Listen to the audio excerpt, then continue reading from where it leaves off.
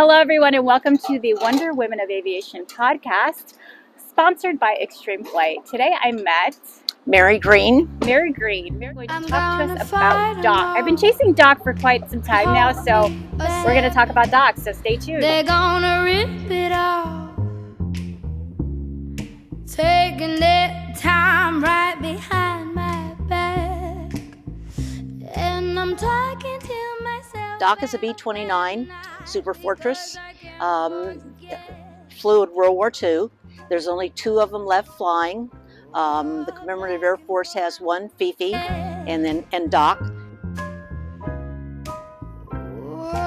Back and forth through my mind. It was kind of the Cadillac of all the planes. It had many firsts. It was a bomber. It was a heavy bomber during World War II. Flew over the Pacific, the Enola Gay was what, the big bomb dropped from the Enola Gay, which was a 29, which stopped the war, ended the war. Doc never saw overseas action. So when it came into service in 1945, and it was part of a radar constellation, radar training squadron along the East Coast. And so the whole squadron was Snow White and the Seven Dwarfs, thus Doc. So it's always been Doc.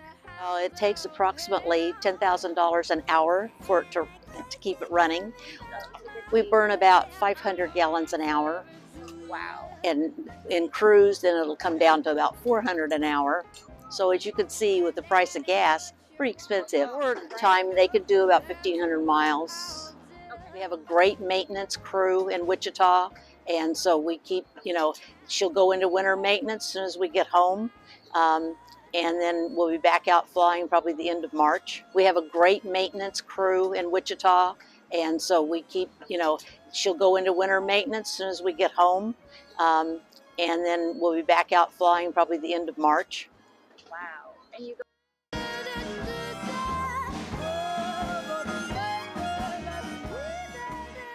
sole operator of the engine. Well, we're in the forward flight deck, and people don't realize when they come in, when we give tours, that how small the space is. There would have been 6 men in this area. The bombardier sat all the way on the front. He actually sat on the floor, and right between his legs would have been the Norden bomb sight. And then up to the right, you can't see it there, it's behind the dashboard, would have been a gun sight. So I tell everybody, the bombardier only worked 5 minutes a day. So I had to give him something else to do, so they made him a gunner. Okay. So he sat up there. There'd be 2 pilots facing forward.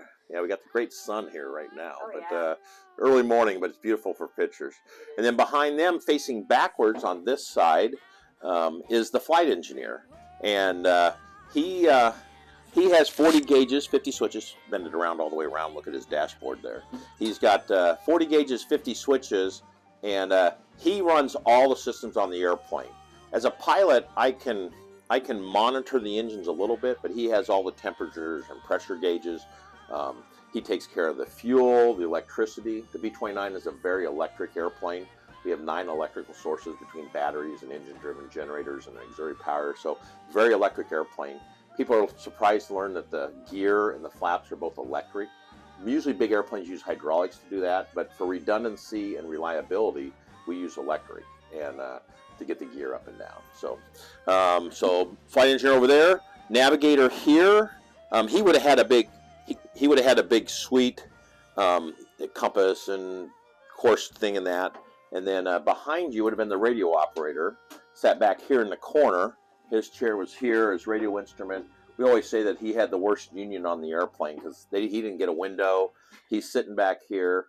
And this dance floor we're on, which is about 4x4, really wasn't here. There's a circle on the floor and a circle up above. These are where the gun turrets would have been. They were a self-contained unit. They came down a couple feet, came up a couple feet. So this area was very congested, very noisy. They flew it up to 30,000 feet, so the guns would get cold. It would radiate cold in, so they had blankets around them and that. So not the best work environment for these 2 guys back here. So 6 in the front. And as you turn around and look down the tunnel, everybody always wants to see the tunnel. Tunnel's about 30 feet long. And we got the in the back would have been 4 gunners. You can see the chair sitting back there. That was the lead gunner, the master gunner. He determined who he assigned the guns to each of the gunners. So there was the bombardier was a gunner, he was a gunner, and then next to him on each side, when you looked at the outside of the airplane, the bubble windows, there would have been a gunner in each of those windows, and they would have had a gun sight. So they could switch the guns since they were fully remote control between the front and the back, and who had the best view for shooting. Wow, that's crazy. Yeah. And then later on, they added an airborne radar, and so he would have been back there. So the crew normally was 10, later on 11. 10 to 11. 10 to 11, and they were flying anywhere from 13 to 16-hour missions. So. And she was telling me a little bit about the range. So what was the range on The it? range was about 3,000 miles. Short. Yeah, they were flying from Tinia, Saipan, which is just north of Guam, only 50 to 60 miles north of Guam, but that 50 or 60 miles meant 100 miles round trip. Okay. So they were leaving from there.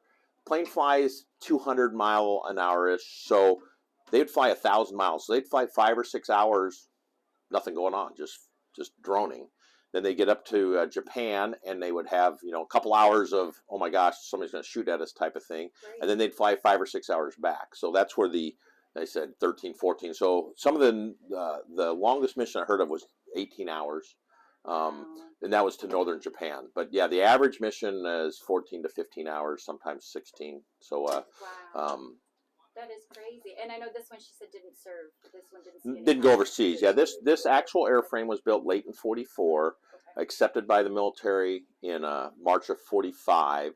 About 25% of all the B-29s were modified. Eventually this one went through a modification program and became a radar calibration aircraft, part of a squadron. That's where the name Doc came from.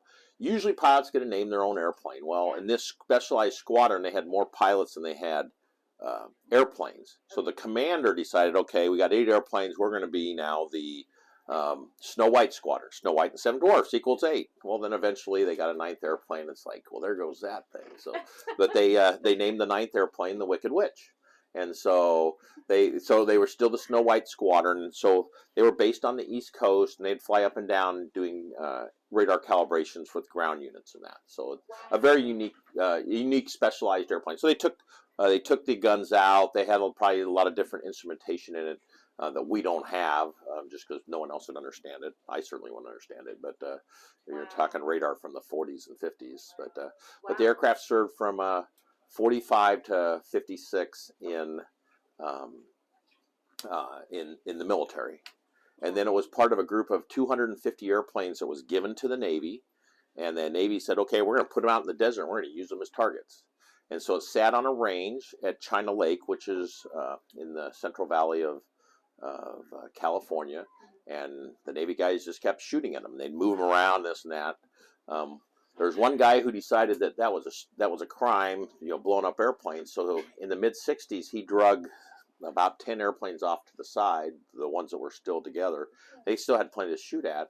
Well, luckily this was one of those aircraft that got over there out of the way. Fifi came out of the same area. There's an airplane in England that came out of that area and flew to England and was put in the American Air Museum over there. And then, but Fifi or Doc was identified by our group, and it took a long time negotiating with the Navy, because the Navy won't sell you an airplane, but they traded an airplane, and so our leader in the group bought an airplane and restored it, and it's now down at the Navy Museum in Pensacola. Mm-hmm. And then our group got control of it, and you say it had been 44 years, so it was not flyable. So they broke this big airplane into 7 big pieces and trucked it from California to Wichita in the year 2000, and then spent the next 16 years restoring the airplane. And our first flight after restoration was in 2016. Mm-hmm. But the airplane literally sat for 60 years without flying. And in 2016, we test flew it. In 2017 on, we've been doing air shows. Wow, I love that. That's an amazing story. I'm glad that you actually took him or her, I'm saying her. Yeah. Out of restoration. Yeah. And you're sharing Doc with the world. So. Yeah, we do. We do about 4 or 5 big tours a year. We go all over the country. So in 2022, we've gone to Florida. Then we went to Seattle. In a 6-week period, we went from the middle of Florida to Seattle and back. And then we went to Wisconsin during the summer, the big air show up at Oshkosh. And then Then we were in California this fall.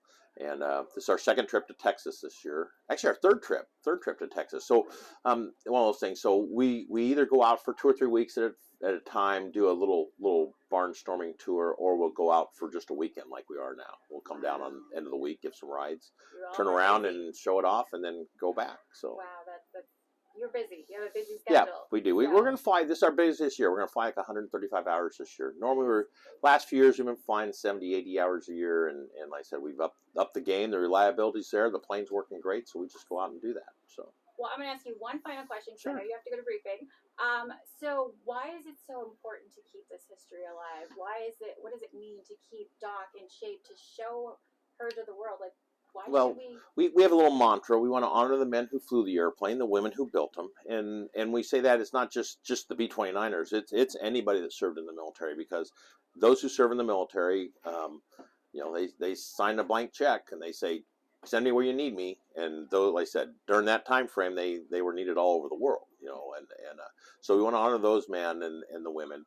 We want to educate, and more people see us today in a 30-minute flight than would ever come to a museum in a year. So we want to educate that and tell people, and they're just amazed the plane flies. And then we want to connect. And I tell people, my goal is hopefully when we go out and fly the airplane, that an 8-year-old kid takes a picture with his iPhone, shows it to his dad. His dad said, "Oh, your grandpa flew those." And now we made the connection with the next generation, and now hopefully we have a fan for the next 60 years. So those things that can be done, because otherwise we put this in a museum, 1/10 of 1% of the number of people that will see it today would ever come to a museum, and then they get dusty, and then they don't fly, and then they leak oil. Okay, wait, she leaks oil all the time anyhow. So whether she flies or doesn't fly, she still leaks oil. But like I said, that's our goal, to honor, educate, and then connect with the next generation. Awesome, I love it. What an amazing answer. Thank you both. I'm putting you back on for this amazing interview. I've been chasing Doc, I was telling her, for quite some time. Oh, great. So I've seen you at Osh, and I'm like, I'm going to get an interview with Doc, so finally Awesome. I got it. I'll be glad to. 7 passengers in the back. Okay. This would have been the central fire control gunner seat. Oh, so this is master the other gunner. side. Okay. And then the blisters here, where gunners would have been, and this is where the scanners, myself, were in these seats. And then we have one aft scanner in the back. So you do have someone else that Yes. scans. Okay. So we fly with a crew of 6, pilot, co-pilot, flight engineer, and the 3 scanners. Wow. And so if you take a ride with us and you're in the back, we can, like I said, hold 7 people back here. Okay. And when the pilot gives us the okay, we tell you can get up, you can move about, you can get in the blisters, and you can crawl clear back to the tail gunner's position. Wow. So that's the back. Clear on back. Wow. How long is this aircraft? 99 feet. Wow. Wingspan of 144. Okay. I'm glad I asked that, because I totally forgot to ask that question. This is so cool. And there's no bathrooms, obviously, on this, so they had to hold it. Yeah. Well, they had women were not so lucky, but yeah. men. Did the women Air Force service pilots fly, Doc? They or in general, the B-29s? The 29s, they did a lot of the transition flights and some of the training flights, and so they were a critical part of the war too. Right. Yeah, because I remember seeing something with the WASP with the B-29. Yeah. Okay. Which Mickey Axton was from Wichita. Okay. And she was a part of the WASP. She flew the 29 in the tail gunner's position, but okay. And you could stand. Hey everyone, I'm about to crawl in the gunner space. Come check it out.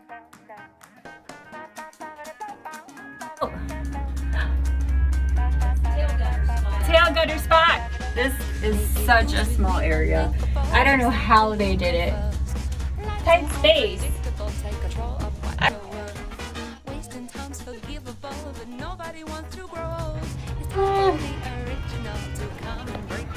So they took the ladder from us, but it's okay. We can stay down.